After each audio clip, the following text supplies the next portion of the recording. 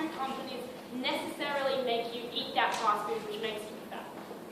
The reason that that's stupid are all the reasons that we outlined in Andrew's speech. We got very brief responses from Justin.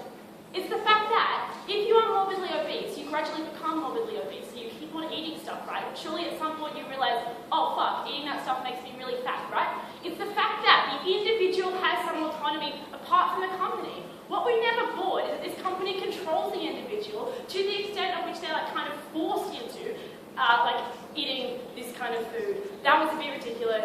That's why we think that even if companies are selling something that might be bad for people, since people are making the choice to eat that food, the consequences for eating that food should also lie with people. This speech is firstly going to discuss why that should be the standard and why we don't think that causation was proved. Secondly, and briefly, we'll talk about the practical outcomes of compensation.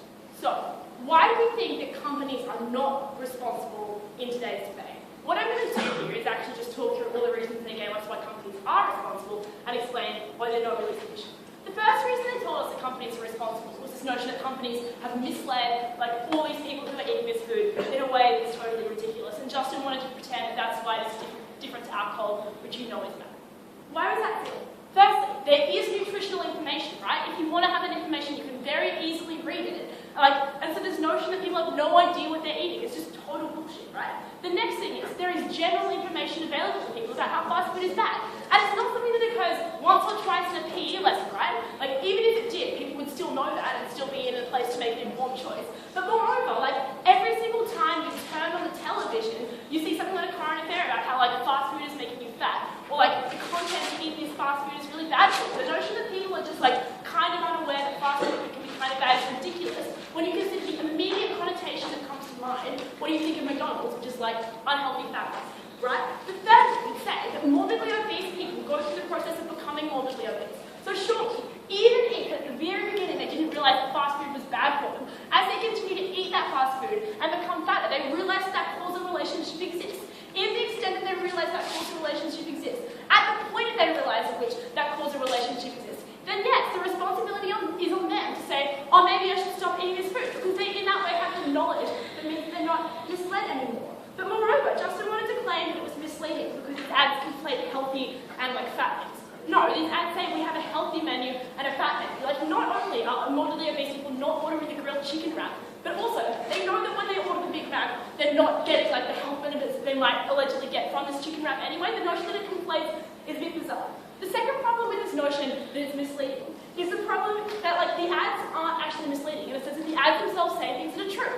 Fried chicken tastes absolutely fucking delicious. Well, the opposition wanted to totally ignore in today's debate. There are perfectly good, logical reasons why people would want to become morbidly obese. The things in that product are really delicious. That isn't the company's fault. That is just a choice that person has made. They should deal with the consequences. But the third thing is, the standard they are imposing on companies is absolutely insane. What they're saying to companies is, if you do not advertise the worst thing that could happen to you when you eat your products, then you are in trouble and then you are necessarily responsible. That is total rubbish. We don't expect companies to say, you should buy this because it's kind of good, but it could be really shit because it could kill you, right? We don't say, here, have a swimming pool, your child could drown in it. And if they don't show a child drowning in ads, you're not necessarily responsible for the swimming pool, right? We'd like you to explain why this kind of a standard exists in a company that is advertising. The next thing they wanted to say is that this is coercive because it's affordable.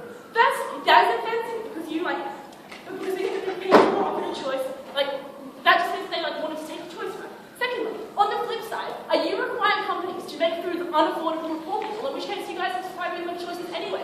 If affordability is really the test, it is an absurdity. But thirdly, Justin wanted to say that it's clearly affordability is a thing, because if you offer people $1 more worth of soft drink, then they buy it. No, that proves they want $1 more of soft drink, right? That doesn't necessarily prove that the company is forcing them to buy $1 more worth of soft drink. The final test they wanted to give us was the notion that this was addictive.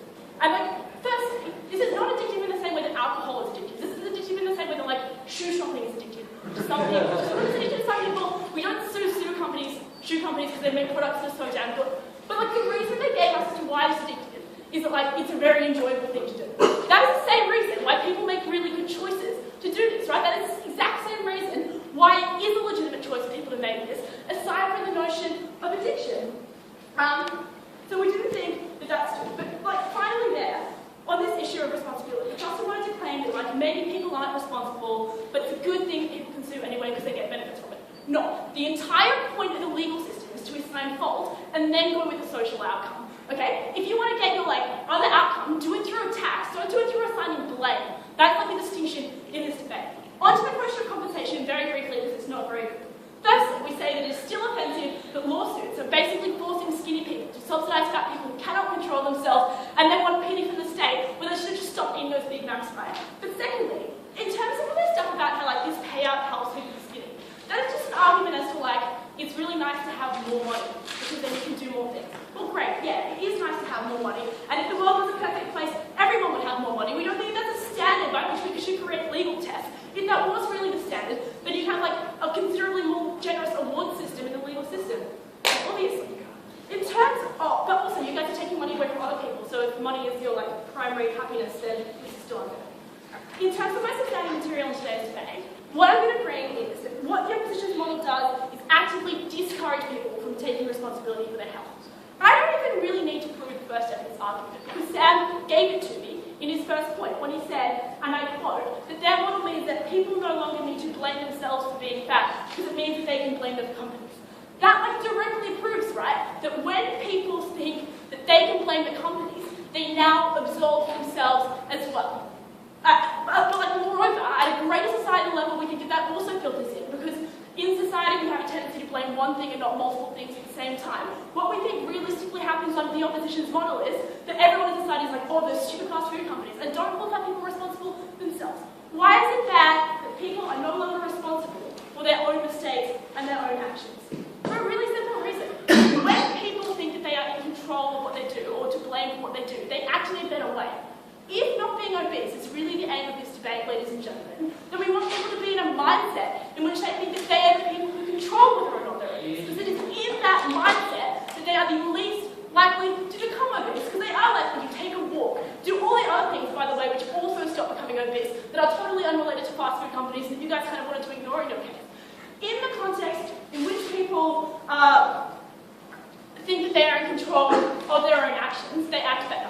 We know this because there are a whole bunch of psychological studies, for instance, where they've given a whole bunch of people an opportunity to cheat. Half of them have been read a phrase about whether or not they have free will. One of them read a phrase that they did have free will. The other group read a phrase that they didn't have free will. And then they were seeing whether or not they cheated on a test. The people who read the phrase that said they have free will were half as likely to cheat on the test as people who read the phrase that said we didn't have free will. Meaning, people actually bet away when they think that they are the ones in control of their own action, rather than when they think that other people control their action. Ladies and gentlemen, on this side of the house, we stand for individual responsibility rather than incredible corporate blame. We are proud to